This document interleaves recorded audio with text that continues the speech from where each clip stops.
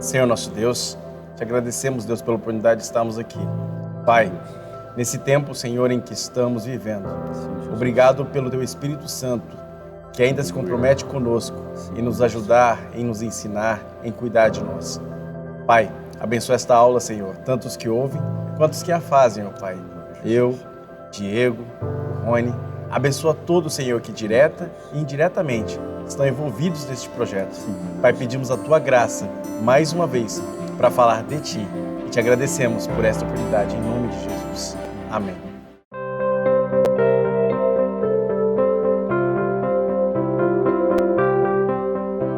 A paz do Senhor, meus irmãos.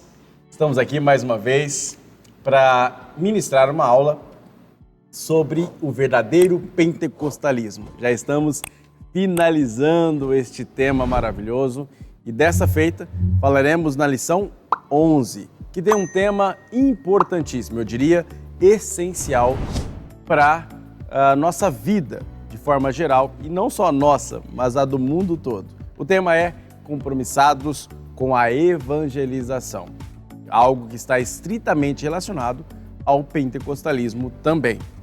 O textual dessa lição vai dizer o seguinte: porque não me envergonho do Evangelho de Cristo, pois é poder de Deus para a salvação de todo aquele que crê, primeiro do judeu e também do grego. Carta de Paulo aos Romanos, capítulo número 1, versículo 16. A verdade prática vai dizer o seguinte: a nossa responsabilidade para a salvação de todos os seres humanos, mediante o Evangelho de nosso Senhor Jesus Cristo, nos torna servo de todos.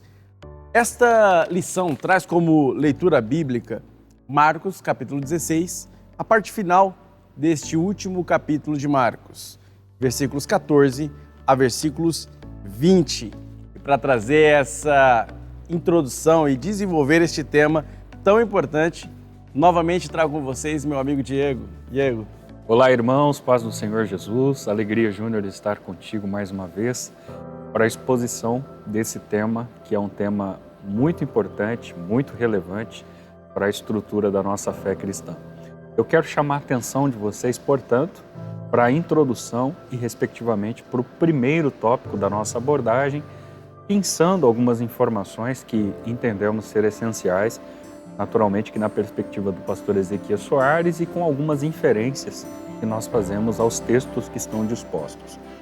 Com relação à introdução, existe uma informação inicial que diz o seguinte: o reino de Deus cresce à medida que os pecadores vão se convertendo ao Senhor Jesus. Essa dinâmica é uma dinâmica muito clara, porém a gente precisa já nessa introdução fazer algumas anotações ou algumas notas de rodapé, digamos assim. A princípio, percebamos que esse crescimento do qual o pastor Ezequias se refere não é um crescimento simplesmente quantitativo, não se refere única e exclusivamente a uma espécie de inchaço, né? A igreja não inflou, mas principalmente nessa perspectiva do pentecostalismo clássico, a igreja crescera qualitativa e também quantitativamente. Aliás, você pode observar ainda, agora com foco nessa ideia pentecostal, que a evangelização, tema que perpassa por todos os tópicos nessa discussão, sempre foi prioridade no movimento pentecostal. Inclusive, os pentecostais encarnam na realidade concreta o batismo do Espírito Santo como um pressuposto fundamental para o exercício, quer do evangelismo ou quer das missões. E, por conseguinte, os pentecostais também têm em mente que todas as pessoas podem ter acesso a esse testemunho. Eu preciso também destacar com vocês ainda nessa introdução que essas abordagens, elas estão sendo expostas pelo pastor Ezequias com duas finalidades diferentes. E ele faz isso no final da introdução dizendo: isso aponta para a importância da evangelização e da obra missionária. Portanto, existe uma dissociação e essa dissociação ela será melhor explícita e melhor apresentada no tópico de número 3, quando a gente falar um pouquinho sobre, de fato, evangelização e missão transcultural. O tópico primeiro, ele dialoga sobre a evangelização como prioridade. Aqui, irmãos, nós precisamos iniciar essa abordagem, esse diálogo, com uma informação que precede o discurso dos pontos que estão inseridos nesse tópico. O Evangelho não é uma mensagem alternativa, tá? Trata-se de uma questão de vida ou morte. Então não é uma opção, não é múltipla escolha da qual você faz a opção pelo Evangelho. O Evangelho é tão crucial e tão fulcral que ele vai decidir a vida de muitas pessoas, e isso é imprescindível. Aliás, no tópico primeiro nós temos as abordagens por início, o Evangelho, do qual a gente consegue resgatar as informações etimológicas. Elas estão explícitas aí no seu material, tanto de um vernáculo grego, quanto, consequentemente, de um vernáculo latino. E nós temos um entendimento semântico da palavra evangelho como a ideia de boas novas. A gente olha para a Bíblia e tem o costume de dizer, né? É até um vício, e eu não estou aqui para corrigir nem desconstruir esse tipo de aplicação, mas nós temos o costume de dizer Evangelho de Mateus, Evangelho de Marcos, consequentemente de Lucas e de João, quando na verdade o Evangelho é de Jesus, na perspectiva destes sujeitos que eu mencionei. Não se trata de uma biografia de Cristo, mas se trata das boas novas explícitas por ele e agora prescritas por estes homens dos quais eu fiz menção. Aliás, a mensagem de Cristo que salva o pecador é crucial nessa proposta evangelística. Você abre o texto áureo da Bíblia, quando muitos estudiosos assim o consideram, capítulo 3, verso 16 do Evangelho conforme escreve João, e você se depara com uma das expressões mais maiúsculas, né, que nós temos no Novo Testamento. Deus ama o mundo de uma maneira tal que é indescritível, inenarrável, a ponto de enviar o seu Filho para que quem nele crê não pereça, mas tenha a vida eterna. Agora, num segundo momento, o autor foca na ideia do único Salvador do mundo. Então perceba que a discussão ela vai sendo afunilada. A proposta é a evangelização, o foco é a prioridade que ela é vista, a gente olha para o Evangelho, afunila essa discussão no mentor dele, que é o Senhor e Salvador Jesus Cristo. As informações que nós temos nesse ponto, com exatidão, elas podem ser recortadas nesse exato momento, quando o autor diz o seguinte: as Escrituras nos ensinam que todos os seres humanos são pecadores e precisam se reconciliar com Deus. Existe essa necessidade. Paulo, na sua carta hipoteticamente mais doutrinária daquelas que ele escrevera, a carta aos Romanos, o capítulo 3, o versículo 23, ele afirma, ele iguala, ele nivela, quando ele diz, todos pecaram e logo destituídos estão da glória de Deus. Capítulo 4, versículo 12 do livro histórico de Atos, a Bíblia afirma que em nenhum outro existe salvação a não ser em Jesus. Há um texto sacro dos evangelhos, possivelmente você se recorde, porque ele é muito utilizado, lido e construído diversas homilias a partir dele, João capítulo 14, verso 6. Perceba que esse texto é tão enfático e tão importante para essa narrativa, porque nele o Senhor Jesus faz uso de expressões com artigo definido. Ele diz, eu sou o caminho.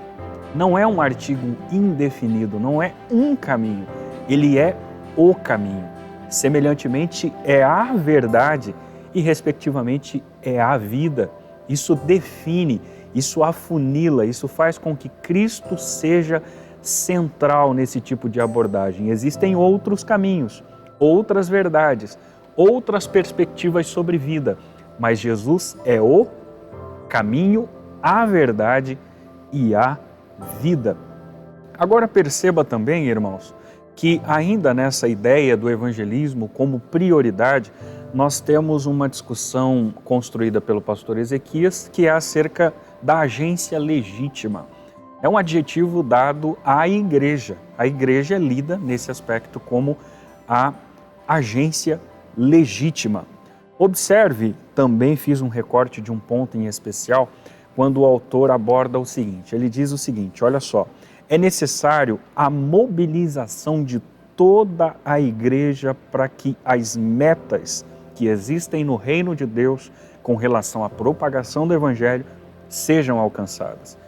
Cada crente, portanto, perceba a individualidade, o que desconstrói ministérios específicos, porque ele está dando essa responsabilidade, muito provavelmente pautada nas ordens imperativas dadas por Jesus lá no Evangelho de Mateus, quando ele diz: ide, ensinai todas as nações, batizando-as em nome do Pai, do Filho e do Espírito Santo, capítulo 28, ou em Marcos, capítulo 16, verso 15, ide por todo mundo, pregai o Evangelho a toda criatura. Perceba que o verbo está conjugado no imperativo, como um caráter de ordem, e isso, nas lentes do pastor Ezequias, se vê como responsabilidade a todos os cristãos. A partir desse comentário, eu recebi do meu amigo Júnior um documentário, uma apostila de de uma determinada universidade, e ela discute exatamente sobre essa ideia da missiologia, da missão integral e assuntos relacionados a isso. E um dos pontos, Júnior, que eu destaquei foi um comentário de Justo Gonzalez, quando ele faz uma abordagem sobre a história da igreja e sobre a história das missões e enxerga essas duas correntes como disciplinas teológicas, inclusive, mas que na visão dele elas são indissociáveis. Elas não deveriam estar separadas, dissociadas, mas associadas. Inclusive, ele faz uma pontuação dizendo o seguinte: a reflexão litúrgica, a teologia da igreja, o ministério pastoral não deve estar alocado do senso crítico da extensão da fé. Aliás, segundo esse autor, o correto seria estudarmos a história da igreja em missão, porque não temos como dissociar, distinguir, alocar esse daquele momento, né? A história da igreja perpassa pela missão da igreja e vice-versa. Esses são processos que estão contemplados quando falamos sobre a igreja enquanto agência legítima. Mas depois de dialogar muito rapidamente, superficialmente com você sobre a evangelização com prioridade, eu quero voltar a palavra ao meu amigo Júnior, porque nós temos o tópico 2. E no tópico 2, a temática é: Jesus morreu para salvar todos os seres humanos. Diga lá, Júnior. Meus irmãos, já perceberam a importância do tema? O Diego já deixou muito claro toda esta questão da prioridade. E agora vamos falar sobre o todos. Que na verdade, tudo vai circundar a palavra todos aqui. A extensão da obra expiatória de Cristo, o pastor Ezequias Soares já começa assim o tópico 2, tem sido debate ao longo de vários séculos. Aí, muitos anos debatendo acerca sobre esse alcance da expiação. Principalmente a coisa se afunilou e acabou se tornando caloroso o debate, e se estende este calor até hoje, principalmente depois do século XVI, na Reforma Protestante. O objetivo aqui do autor é discutir a questão pela ótica pentecostal. E na nossa teologia, na nossa ótica, nós temos que observar que não exatamente temos uma teologia da expiação restrita a um ou determinado teólogo ou reformador. Nosso objetivo sempre é buscar esclarecer como a Bíblia se interpreta, como a Bíblia expõe esta questão da expiação. E aí, isso é muito importante. Nós precisamos voltar às Escrituras. O próprio pentecostalismo é uma busca por isso. Se você buscar lá as raízes do movimento pentecostal, nós vemos o movimento da Rua Azusa, nós vemos antes ainda o pensamento de John Wesley, nós vemos o movimento pentecostal como uma busca de voltar à igreja primitiva, ao pensamento da igreja primitiva e às práticas da igreja primitiva, para que os sinais que aconteceram também na igreja primitiva se repitam nos dias atuais. A gente crê na contemporaneidade destas coisas, destes sinais. E aí, meus irmãos, quando a gente olha para isso, nós precisamos observar que essa nossa teologia é essa vontade de ter reavivado esse desejo que circundou a história da igreja e a própria história do mundo. Como o pastor Diego disse, não se dissociam, né? Nós vemos a igreja como uma agência que se movimentou durante a história do mundo, né? Cristo dividiu a história, portanto, não há como dissociar isso. E para falar sobre isso, há uma pergunta no subtópico 2 que vai trazer uma certa polêmicazinha e eu quero deixar ela bem esclarecida aqui. Por quem Jesus morreu? Para responder essa pergunta, alguns se dividiram, alguns pensadores se dividiram. E aí surge a tal do que eu falei de teologia da expiação, que foi muito debatido. Nós temos Lutero, principal reformador, que vem de uma primeira geração da Reforma. A segunda geração da Reforma traz um outro grande teólogo, Calvino, João Calvino. João Calvino, como às vezes o pessoal começa a fazer essa associação e acha que os dois conviveram juntos, brigaram e tudo mais. Não tem nada disso. Calvino é 26 anos mais novo que Lutero. E eles nunca se encontraram. Calvino, na verdade, no final, escreve uma carta endereçada a Lutero que Lutero acaba nem lendo. E quem acaba gerando a ideia de calvinismo, ou seja, seguidores das ideias de Calvino, é um de seu discípulo chamado Teodoro de Beza. E aí ele traz a ideia de calvinismo e os seus 5 pontos principais, que tentam resumir o pensamento dos seguidores de João Calvino.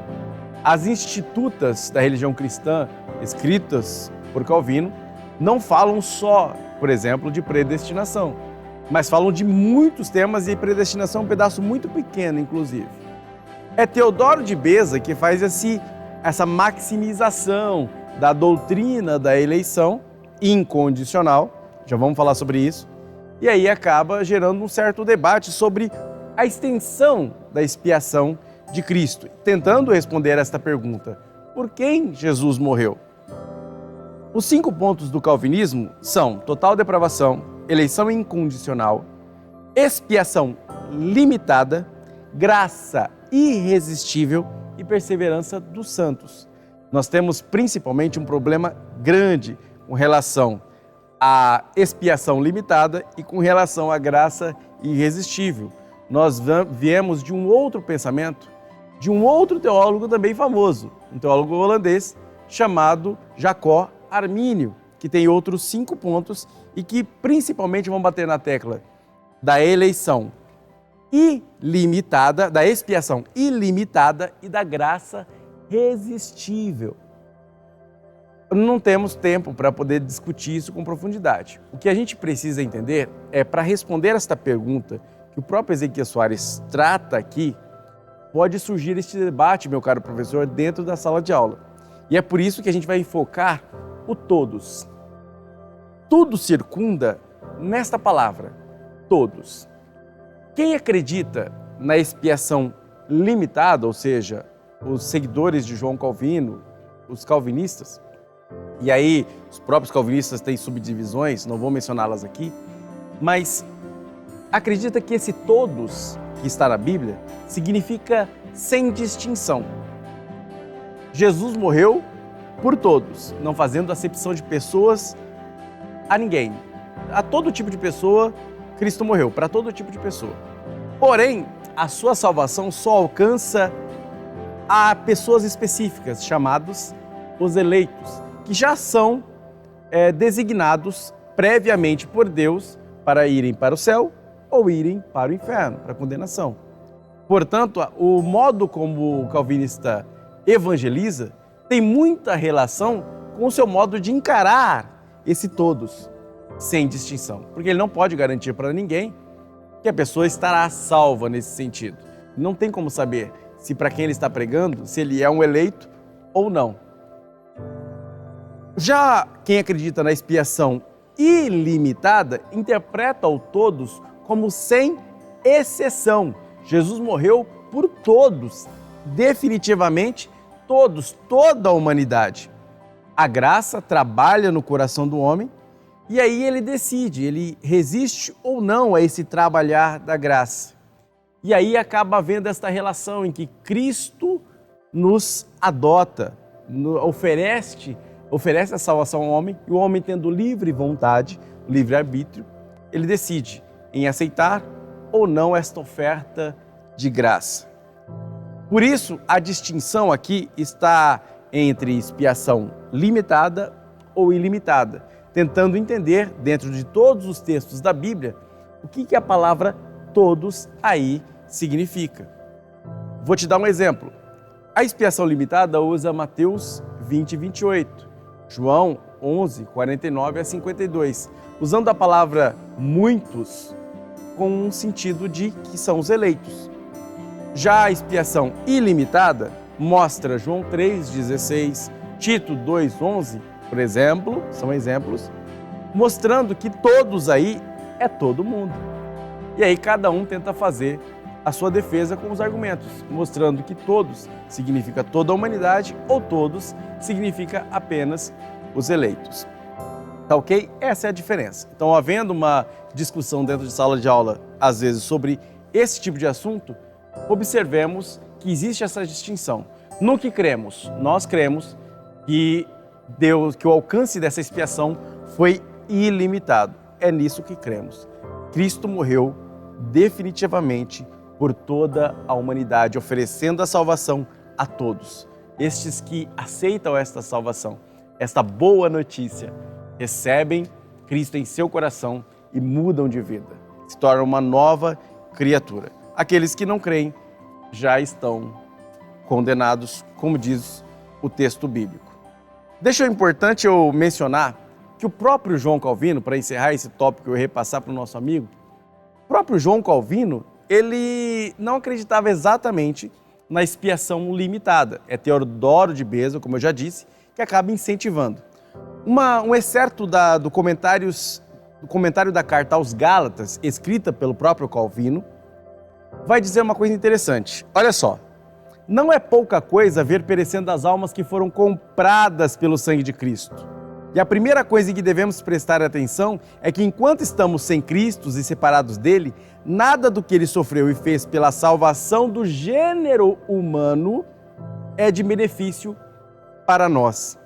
Calvino também entendia que o todos significava toda a humanidade. É na discussão acerca de toda a sua teologia que Teodoro de Beza começa a afunilar e criar essa ideia de que o todos não exatamente significa todos, mas significa apenas uma parcela já pré-determinada por Deus. Portanto, antes de você diabolizar, demonizar João Calvino, como eu já ouvi, infelizmente, algumas pessoas fazerem, este é um grande teólogo. Inclusive, incentivo você a ler vários livros dele. A questão maior é que você deve separar que existem visões diferentes. A nossa visão associa a uma expiação ilimitada, que atinge a todos. E os seguidores de João Calvino acabam gerando este outro entendimento. Portanto, seja humilde, seja gentil, porém, mostre com convicção a razão da sua fé, mostrando para eles, mostrando a todos que lhe perguntarem que você acredita que Cristo morreu por todos, sem exceção. Amém? Diego, volto para você. Irmãos, olha, a colocação que o Júnior faz dessa, vou chamar de historicidade que nós temos dentro do cristianismo, essas perspectivas teológicas, isso é fantástico. Né? E a forma como ele abordou, sensata, é possível que você compreenda, inclusive que o pensamento contrário ao movimento pentecostal clássico não nos torna inimigos, muito pelo contrário, é simplesmente um contraponto, uma outra visão teológica que determinados autores detêm. Aliás, o tópico de número 3, falando exatamente sobre evangelização local e transcultural, a gente volta para aquela máxima que dizemos lá no início, na introdução, quando o próprio pastor Ezequias fez uma dissociação dos termos, tanto evangelização quanto missões. Aqui eu começo fazendo uma afirmação que ele mesmo nos dá com relação a essas duas camadas que existem na igreja. Evangelismo e missões são tarefas precípuas.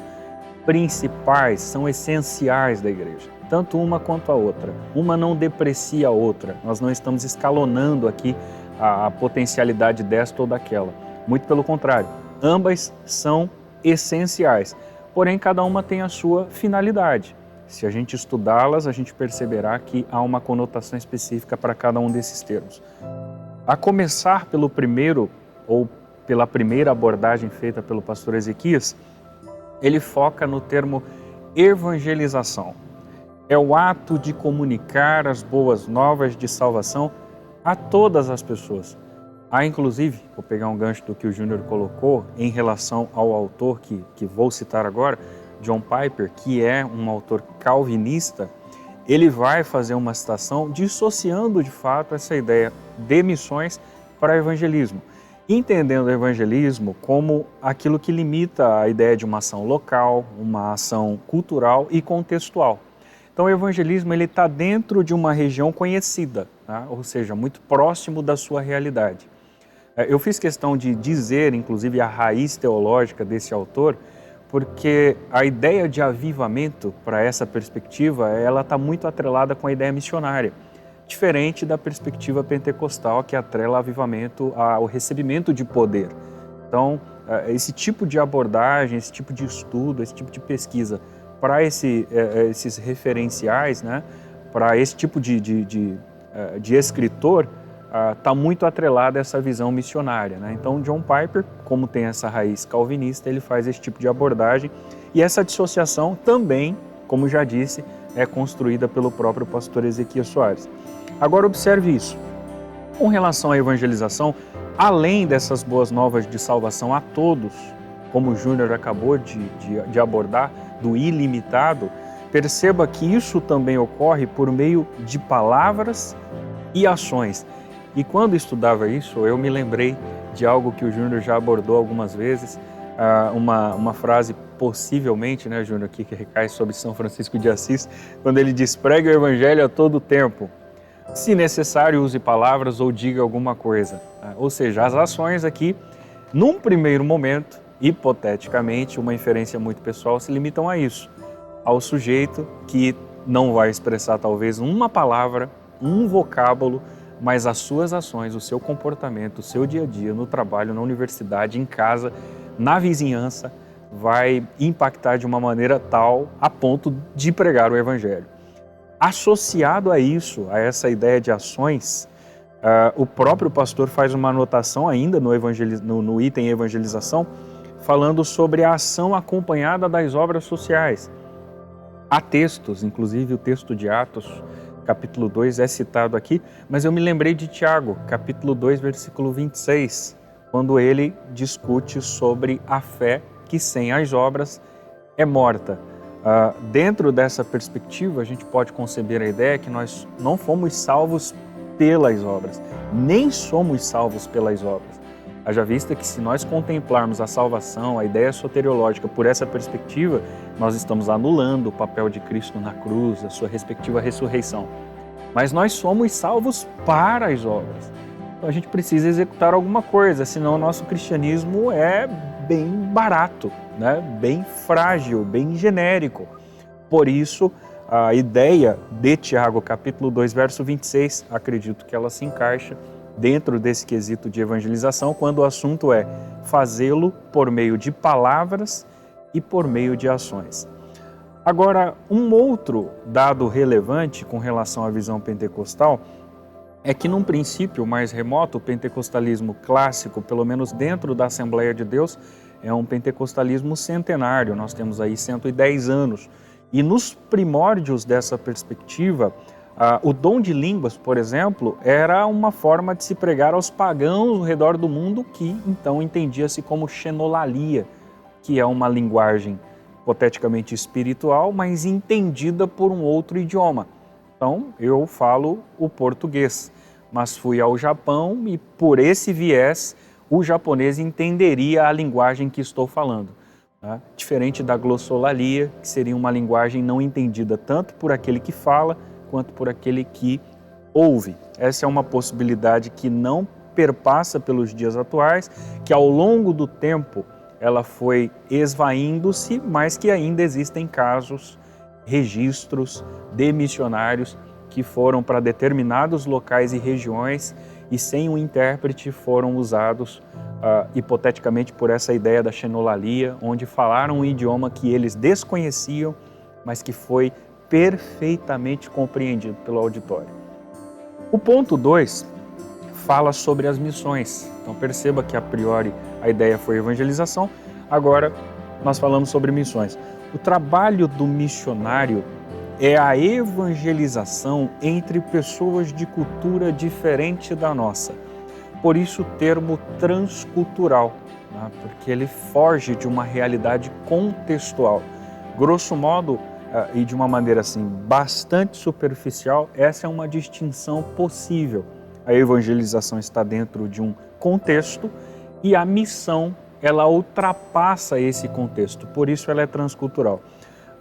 Duas informações também extraídas desse material que já disse que o Júnior compartilhou comigo, eu também achei essencial. Uma feita por John Stott. Ele afirma que ao longo do tempo, a visão tradicional igualava missão e evangelismo. Isso aconteceu não simplesmente no movimento pentecostal, isso no cristianismo como um todo. Calbart, ele vai definir missões como enviar e enviar as nações com o propósito de testificar o evangelho, o qual representa a raiz de toda a tarefa do corpo de Cristo. Então perceba, a priori por essas duas definições, que as missões ela tem uma definição um pouco mais complexa, que ultrapassa a realidade local. Acredito que o texto escrito por Lucas, mas falado por Jesus, no capítulo 1, verso 8 do livro de Atos dos Apóstolos, quando ele afirma, mas recebereis virtude, poder, né, que há de vir sobre vós, e ser-me-eis testemunhas. E aí eu achei sensacional, a meu ver, a abordagem que o pastor Ezequias faz. Aliás, essa abordagem está muito mais relacionada ao ponto de número 13, e aí eu já encaixo, que é o desafio de hoje, e eu entendo que ela é bacana, porque a observação que ele fez aqui, eu posso recortá-la e expor a vocês, ela é bacana por quê? Porque lá nós temos o ser-me-eis testemunhas, tanto em Jerusalém, Judeia, Samaria e confins da terra. O termo que se destaca na perspectiva dele, e eu precisei concordar, é um termo que exibe a simultaneidade, né? Ou seja, ele vai dizer para nós que o texto não diz prega em Jerusalém, depois na Judeia, depois em Samaria e por fim os confins da terra. Quando a expressão bíblica na tradução diz o tanto, ela iguala, ela nivela, ela faz com que esses acontecimentos aqui e acolá aconteçam simultaneamente. E eu achei isso muito interessante. Isso significa dizer que enquanto nós participamos das nossas celebrações locais, enquanto nós participamos dos nossos cultos em regra contextual, ao mesmo tempo, isso deve acontecer fora da nossa realidade, tá?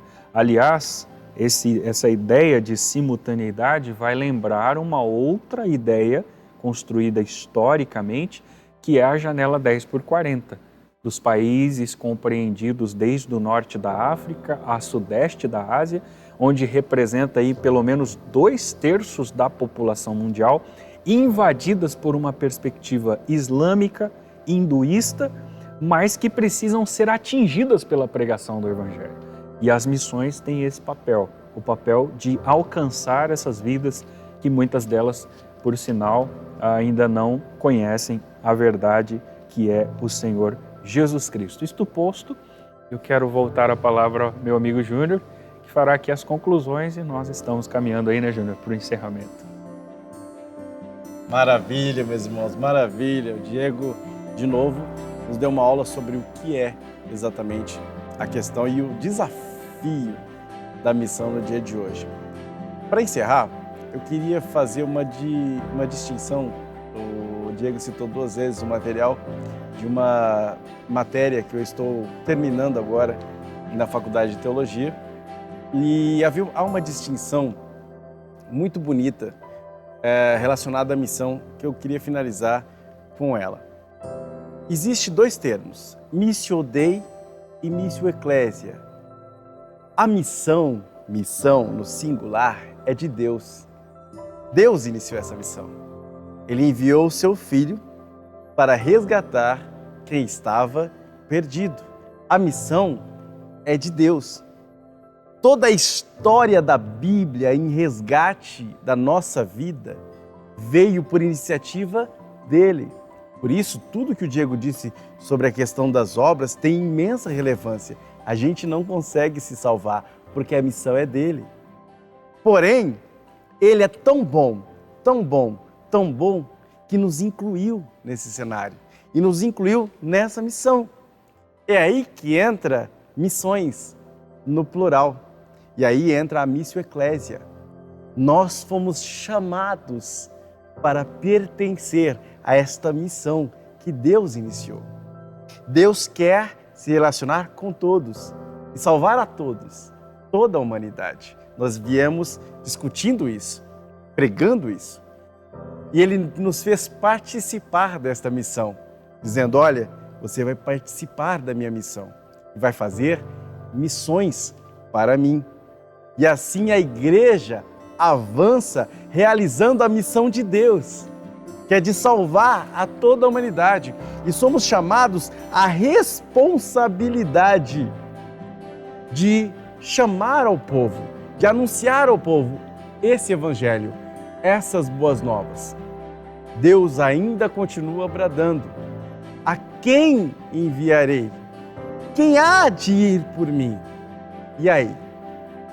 A pergunta está feita. Qual vai ser a sua resposta? A resposta do profeta foi: eis-me aqui, envia-me a mim. E a sua, qual é? Essa é a questão da lição de hoje e eu espero que você reflita muito sobre isso. Todo o nosso desenvolvimento, nossa argumentação é para mostrar para você que a evangelização é uma parte essencial da nossa vida como cristãos.